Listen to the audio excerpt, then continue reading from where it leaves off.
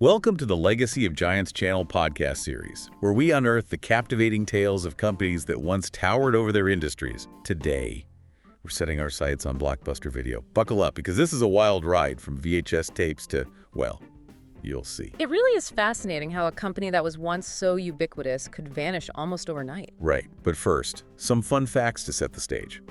At its peak, Blockbuster had more stores worldwide than McDonald's has today. Can you imagine? You couldn't escape those blue and gold signs. And get this, they once had the chance to buy Netflix for a measly $50 million. It's mind-boggling when you think about it now. $50 million. They said no. Talk about a missed opportunity. You can't help but wonder what might have been. So how did a company that practically ruled the world of home entertainment end up fading to? Well, a memory. That's the million-dollar question. That's what we're diving into today, the spectacular rise and fall of Blockbuster. We'll explore the key decisions and innovations that fueled their growth and, of course, dissect the missteps that ultimately led to their downfall. It's not just a nostalgic trip down memory lane.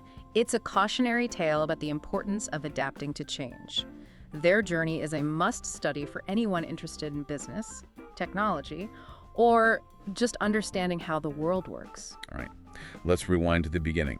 Blockbuster's story begins in 1985 in Dallas, Texas. Their founder, David Cook, saw an opportunity in the growing home video market and, well, the rest is history. But their success wasn't just about being in the right place at the right time.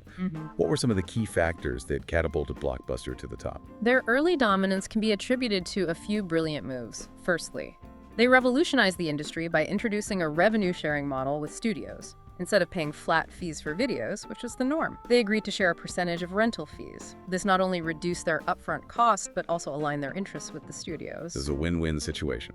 Exactly. It was a stroke of genius that gave them a competitive edge. And they didn't stop there.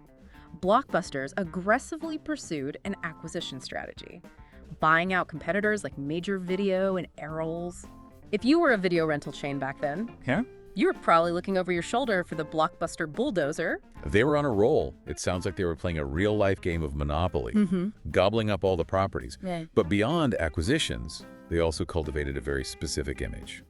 Absolutely. Blockbuster's focus on new releases and family-friendly entertainment was key to their success. They created bright, welcoming stores, stocked with the latest Hollywood hits. They wanted to appeal to parents and kids alike, making it a family affair. So they created this wholesome, almost aspirational image. It wasn't just about renting a movie. It was about being part of the Blockbuster experience. But even with this seemingly unstoppable momentum, were there any early warning signs that trouble was brewing? Here's where things get interesting. Even at Blockbuster's peak, there were hints of change on the horizon. Technological advancements that would eventually rewrite the rules of the game. Ooh, this sounds like the calm before the storm. What were some of these game-changing innovations? The rise of cable TV and video-on-demand technology offered people alternatives to the video store. Suddenly, convenience became a major factor. Why trudge down to the store when you could just flick a switch and have a movie delivered right to your living room? I can see how that would start to chip away at Blockbuster's market share. Yeah. But wasn't the internet still in its early stages back then? Were people really watching movies online? You're right, the internet wasn't quite the behemoth it is today, but the seeds of disruption were being sown. What's fascinating is that Blockbuster's co-founder, Wayne Huizenga, the very man who orchestrated their explosive growth, saw this coming. He actually expressed concern about the future of the video rental market as early as the 1990s. Wow, talk about foresight. So, what did he do? He decided to sell his shares in Blockbuster to Viacom. Even as the company was raking in billions, it's almost as if he sensed the winds of change and decided to jump ship before the storm hit. That's some serious intuition. It seems he had a better grasp of the impending changes than anyone else at Blockbuster. But speaking of impending changes, we can't ignore the elephant in the room, Netflix. They had a pivotal role to play in Blockbuster's story. Oh, absolutely. And the story of how these two companies intersected is nothing short of Shakespearean, but that's a tale for another time. Welcome back to Legacy of Giants. I bet a lot of our listeners rented a movie or two from Blockbuster back in the day. Oh yeah, I practically lived there on Friday nights. And too. Before the break, we were teetering on the edge of a massive shift in the home entertainment world. Let's pick up where we left off with Blockbuster at its peak. Seemingly invincible. But with those winds of change starting to blow a little stronger, It's fascinating because Blockbuster's downfall wasn't just about being blindsided by new technology. They had multiple opportunities to adapt and evolve, but ultimately made decisions that, in retrospect, seem almost unbelievable. all right, let's talk about those decisions. Give us the inside scoop on the turning points that set Blockbuster on a different course. One pivotal moment came in the late 1990s when Warner Bros. Approached Blockbuster with a deal that seemed like a golden opportunity. They offered Blockbuster exclusive rights to rent new DVD releases for a set period. Before they went on sale to the public, imagine the competitive advantage. Ooh, wow. Exclusive rights to the hottest new movies. It sounds like a no-brainer. What was the catch? The catch was that Warner Bros. Wanted a 40% cut of the rental revenue, the same deal they had for VHS rentals. Blockbuster balked at this, believing they could maintain their dominance without sacrificing such a large chunk of their profits. Hold on. DVDs were clearly the future. Why would they turn down a deal that would have given them an edge in the new format? Were they that confident in their existing model? It appears so. They underestimated the speed at which DVDs would take over the market and the impact this new technology would have on consumer behavior. So, what happened after Blockbuster declined the Warner Bros. Deal? Did Warner Bros. Just shrug and walk away? Not exactly. Warner Bros. Committed to pushing the adoption of DVDs. Made a bold move. They slashed their wholesale prices to make DVDs more appealing to other retailers. Okay, so DVDs became more affordable. How did that affect Blockbuster? This price drop presented a huge opportunity for big box retailers like Walmart. They started selling DVDs below wholesale price, using them as a loss leader to attract customers. Ah, the classic loss leader strategy. Lure them in with a cheap DVD, and they end up buying a cart full of other stuff. Clever. Exactly. And it worked brilliantly. Yeah. Walmart quickly became the studio's biggest source of revenue, surpassing Blockbuster. Wow. The power dynamics of the industry were shifting rapidly. Blockbuster was suddenly facing competition from these retail giants, not just from other video rental chains. Talk about a double whammy. But didn't they have their own online platform? Yes. Blockbuster launched Blockbuster Total Access, their online DVD rental service. To compete with Netflix, it initially did quite well, but there was another twist in the tale. Remember that little company Blockbuster could have bought for $50 million? Oh yeah, Netflix, the Yeah. one that got away. How did things play out between them? Well, Netflix's CEO, Reed Hastings, approached Blockbuster's then CEO, John Antioco, with a proposition. He suggested that Netflix would buy Blockbuster's online business, and in return, Blockbuster would integrate Netflix into their stores. Customers could return their Netflix DVDs at Blockbuster locations. It seemed like a win-win. It sounds like a smart move for both companies. What happened? Did Blockbuster jump at the chance? Unfortunately, no. Carl Icahn, a powerful investor and Blockbuster board member at the time, was vehemently against the deal. He saw Total Access as a money pit and didn't want the company to lose more money. Antioco was later ousted, and his successor, James Keyes, also rejected Hastings' offer. Wow, so they turned down Netflix. Twice. Talk about adding insult to injury. Do they have an alternative plan?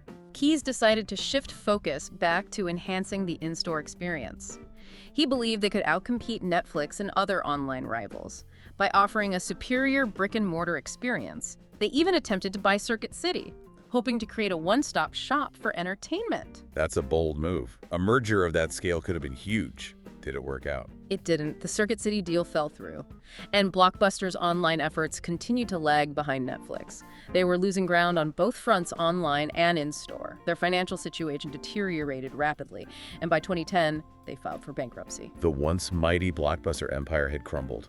It's amazing how quickly their fortunes changed. It is a stark reminder that even giants can fall.